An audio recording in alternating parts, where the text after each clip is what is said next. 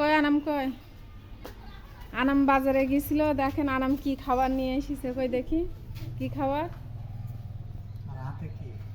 হাতে কি দেখি, ঘড়ির কি অবস্থা।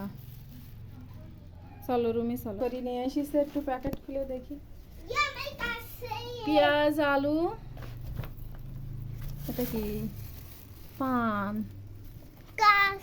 পেঁয়াজ আলু আর রসুন নিয়ে আসতে বললে রসুন লাগবে না তো।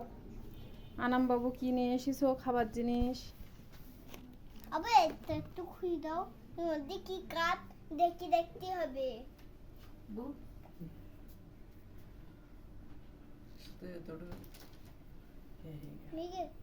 না মিলে যায়নি। এই দেখুন, ছেলে চকলেট ভেঙেছে, তার ভিতরে একটার ভিতরে দুইটা, যেমন ডিমের কুসুম হয়, একটা ডিমের মধ্যে দুইটা কুসুম, একটার ভিতরে দুইটা চকলেট। আর তোমারটার কি অবস্থা?